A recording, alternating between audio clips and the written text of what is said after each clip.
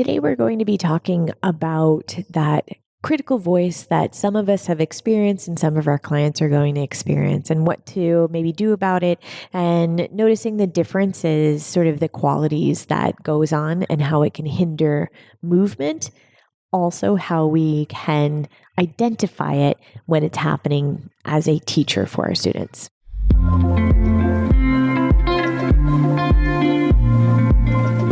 Welcome. Stick around if you want to learn about the art and philosophy of beautiful movement mixed with evidence-based exercise science. We'll be having tough and inspiring conversations with other coaches, experts, artists, and athletes. Our goal is to challenge myths, explore concepts, and engage in healthy debate as we dive deep with intrigue and curiosity. I'm your host, Hannah Deutscher. I've been teaching dance, Pilates, and yoga for over 2 decades. And what I've learned is that movement can be the joy that integrates us all together. When we can trust and express ourselves through our bodies, we are unlimited in our ability to change ourselves and our communities for the better. We, as movement teachers and coaches, have the power to help people experience this for themselves. Okay, everyone, let's dive in. Exchanging ideas and changing people's lives one session at a time. This is the Pilates Exchange.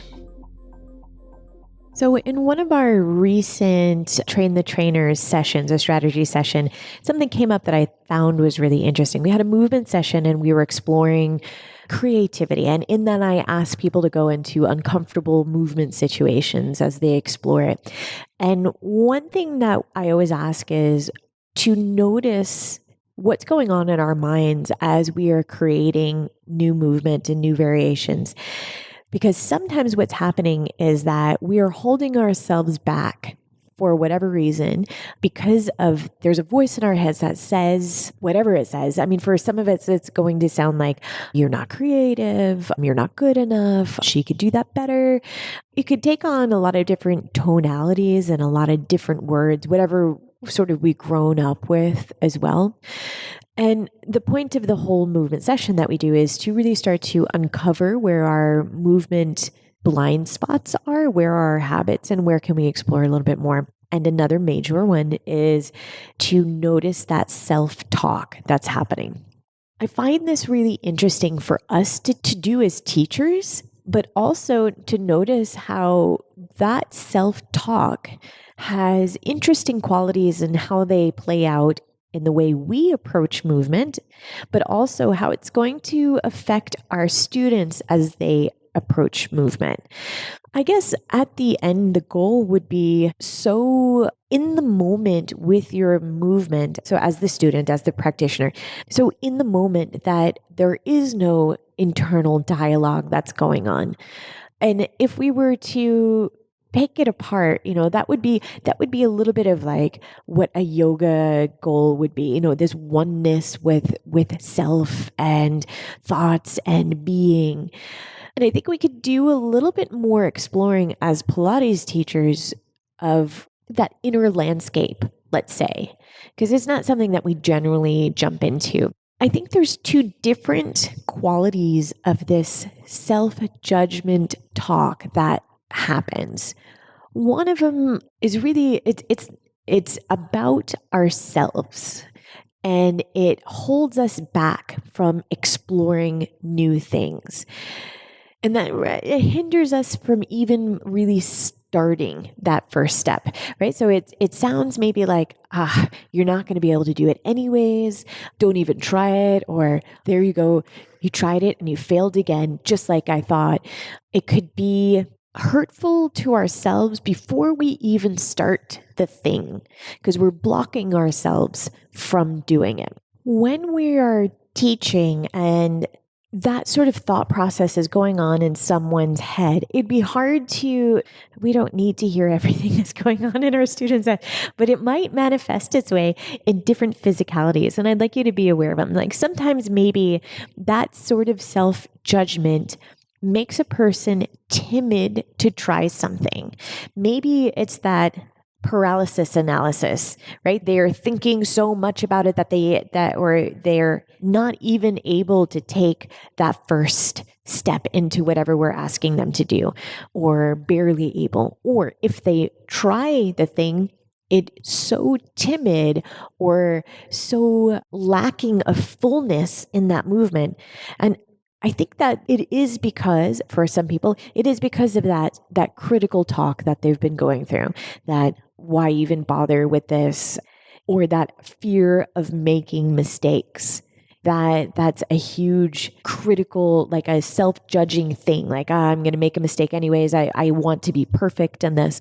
And when we're aiming for that perfection, let's say we've talked about this before, perfection is that's not attainable. And it hinders us as movement practitioners. Perfectionism also hinders us not only as coaches, but it also hinders your student from trying new things, about going further, because then we're always afraid of making those mistakes. In motor learning, we must make mistakes in order to go further, to experience new things, to, if you're thinking about pole vaulting, right? Like you got to fall down a few times. You've got to make the mistakes to reach something more. And when we're having that self-judging conversation, or it's not a conversation, it's a monologue that happens in our heads sometimes, we deprive ourselves of the opportunity to go further in what we're trying to do. I'm going to give you an example of a real life scenario that we've seen. We'll just say client one. So client one came, and it was a very self-critical person, which we didn't catch on at the very beginning. It manifested in ways that even at the very beginning, working with, say, the reformer and doing footwork, she was so critical of every step that she was doing that she needed to ask a lot of questions to make sure she was right. That was one thing. She always wanted to be correct and make sure that it was perfect. And if it wasn't perfect for her, even then it wasn't good enough. And that meant even if we were to be working on something and it was fine, what she was doing is absolutely fine. There was no problems, in footwork, just bringing the carriage back and forth and finding a rhythm with the breath and all that. She couldn't at the beginning get past the idea that I wasn't going to be correcting her on every little thing that she's doing, because it was fine. There was no need to correct the things that she was doing. But in her mind, it wasn't okay, because she wasn't allowing, like, that judgment circle, that loop was just going on and on and on and getting louder. It took us a long time to break through that by creating space for her to explore things in a way that it sounded like, okay, client A, try it like this. Now try it like this. What feels better in your body? Giving her opportunities to feel and have the sensation and then choose which is going to be better. Giving her more autonomy in that. How many springs would you like to use? We're doing this. Letting her try that. How does it feel when we stretch our arm to the side? How does it feel? So there's more invitational cueing for her. That helped break that cycle a little bit after a conversation. I'm like, okay, I asked you to do this. What's going on in your head right now? Oh yeah, but I'm trying to put my shoulders down. I'm trying to lengthen my blah, blah, blah, blah, blah. So it took a while with that client to find a way of me being aware, or us being aware, Christian and us being aware of how we can support her through the environment that we set up in order for her to experience movement in a way that's joyful, not self-critical right there.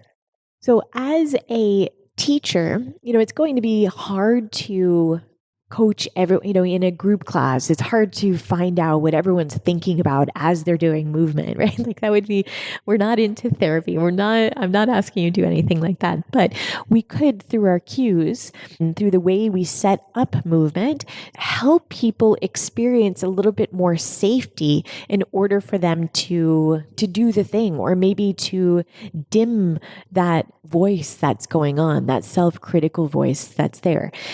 And that might look like even simple, like praising the steps that the person is doing. Hey, John, that was great. You did X, Y, or Z, and it's really coming along. Great effort. I like that. And maybe it's about the energy output that we're looking for rather than the mechanical perfection of whatever we're teaching. A way to support someone that is experiencing that sort of monologue would be to not over cue.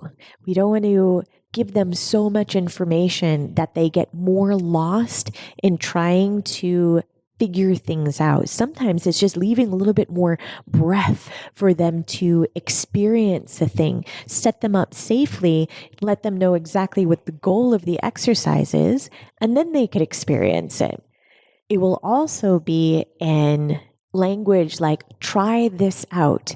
And then once they try it, no matter what happens, perfect, that's exactly what I wanted. And then clean it up as you go along.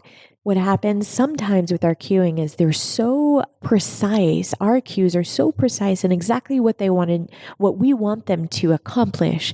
And when it's not possible those first few times, which it often is not, that's the point of learning. You want to try something new, right?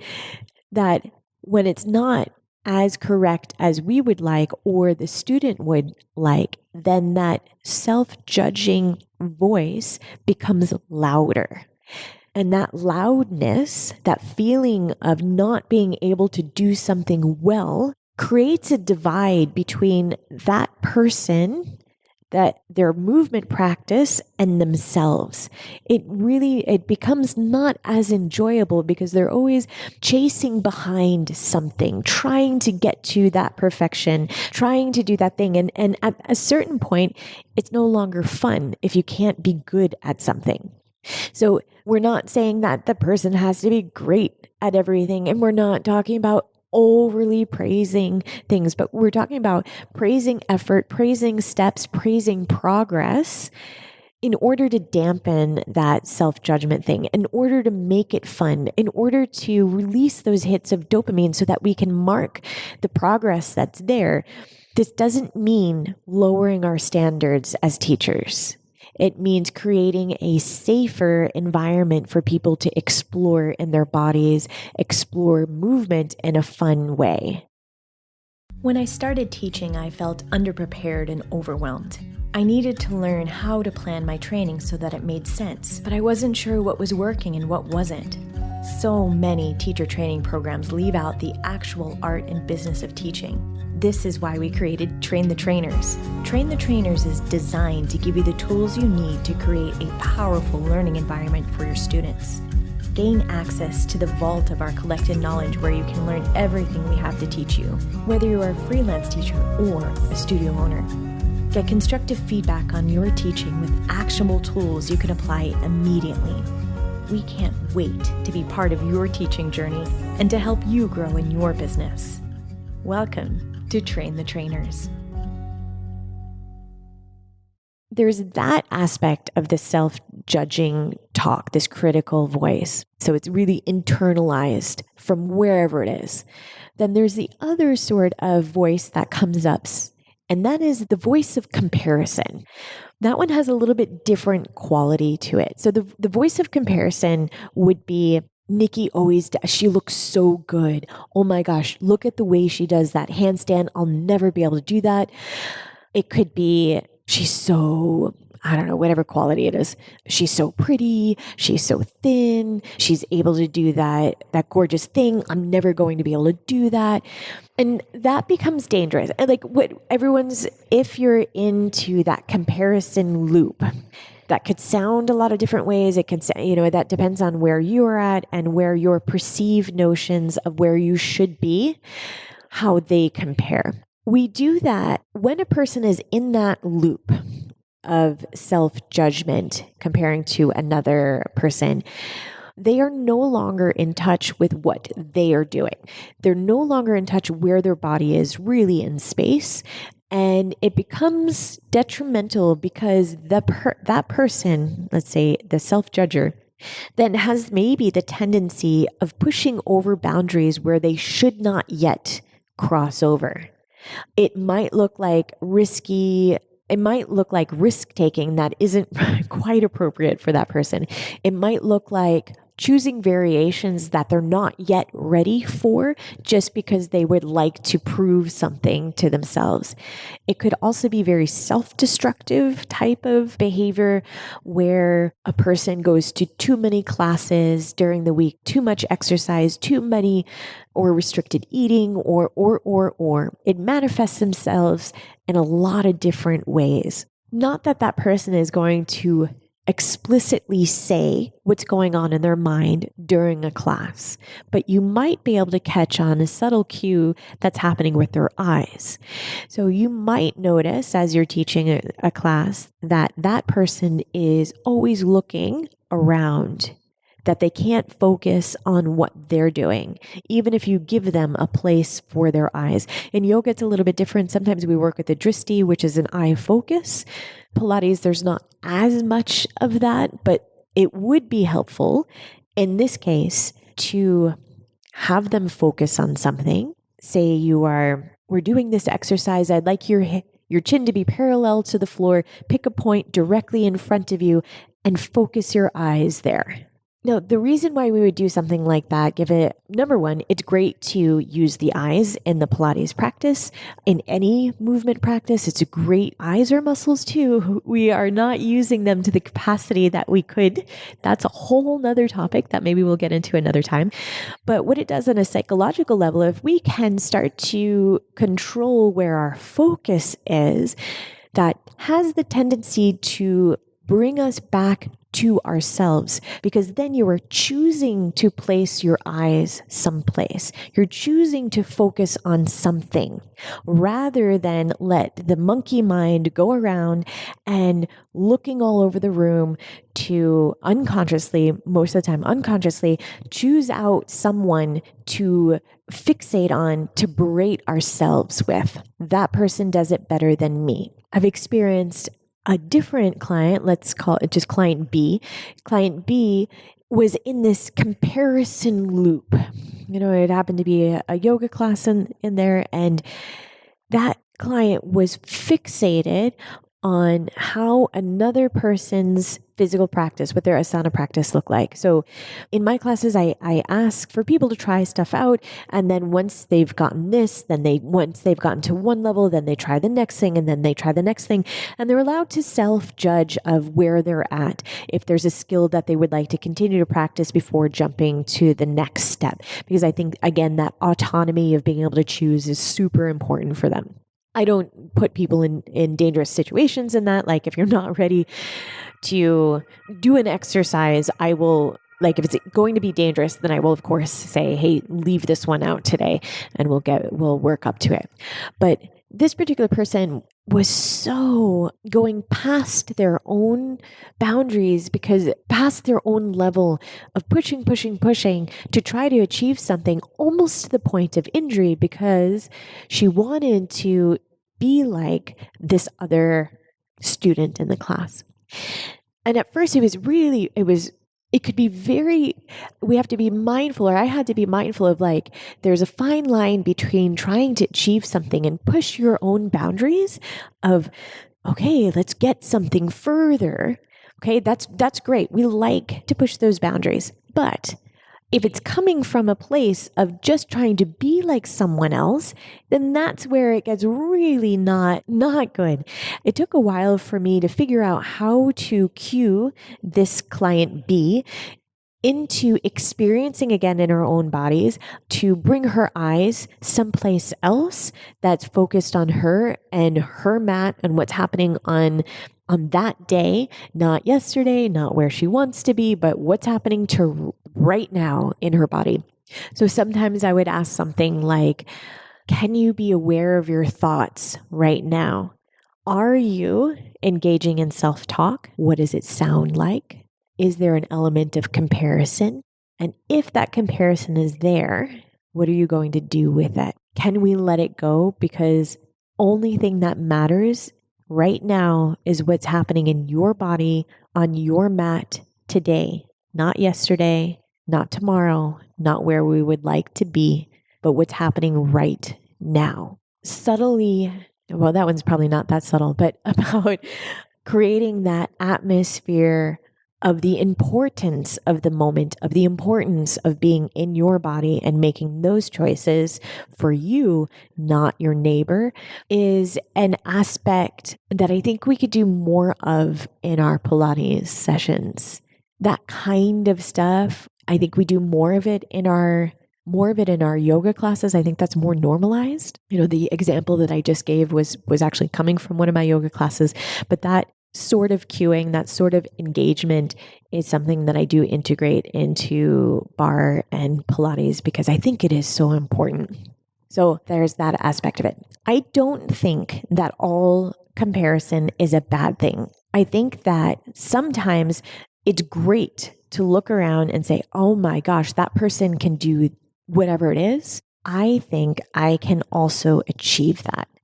Sometimes it's setting the bar just a little bit higher. And that happens with comparison. That happens with noticing what's out there. We learn from other people. That's also a big part of motor learning, is being able to see something and say, I can replicate that. I can do that. So I'm not saying that we have to put our blinders on and only focus on ourselves, because I think that exploring or being able to be witness to the magnificent variations of human movement and what's possible in this magnificent body that we have, I think that's amazing. So I'm not saying to narrow that down. I'm just saying that there is a whole landscape of things going on under the surface in our classes that, through our setup, in the way we structure our movements, the way we choose our cues, the atmosphere we create, the communities that we create, can either heighten this self-critical talk, this self-judging talk that we do, comparison, or it could tone it down and even mute that sort of behavior. When we are able to be aware of it, we have more options of creating spaces for people to explore and creating these movement playgrounds, which is why I like to, what I'm always saying, it's always like, it's a toy, it's a playground, it's a fun place that we get to explore. And just like when we were in kids and you're playing on the playground or the monkey bars, or, if we go into it that way, kids, I don't think, judge each other the way that we as adults have developed into. When a kid is playing on the monkey bars and they see something, that one kid could do that and then they try it right after. So that's the atmosphere that we would like to nurture in our classes. So to bring it around one more time, I think in my experience, I've noticed these two sort of archetypes of things going on with self-judging. It's either coming through an internalized voice, so it's all about myself and the blinders are on, and it's a self-contained way of keeping ourselves a little bit small. That's one thing. And then the other one is this comparison self-talk, this self-judgment, and that maybe pushes us to an extreme where that could also be hurtful to the student. And while I'm not advocating for teachers, if this is not your background to be working in, I'm not advocating for you to do therapy in your classes. I'm just advocating for creating awareness that many people go through either one of these cycles. And through that awareness, we can eliminate the shame of what is that internal monologue, whatever texture it has, taking that shame away, that a lot of people experience that, and opening it up gives more freedom for our students to find a more healthy way of approaching their movement practice coming into the studio. And that's what we want. We would love to have a happy place for people just to move better. I think everyone that's listening could definitely agree with me on that one. I hope today opens up some new ideas of thinking about what our students are experiencing during a Pilates session. I hope that's helpful, or at least a starting point to maybe engage in new conversations with them or to consider the choices that you're making during your sessions. Thank you so much for joining us today. I hope you enjoyed the conversation. A great cost-free way of supporting us and the podcast would be to give us a 5-star rating. You could also look down into the show notes and grab any one of the free resources for teachers. I hope to see you next week on the Pilates Exchange. Happy teaching, everyone.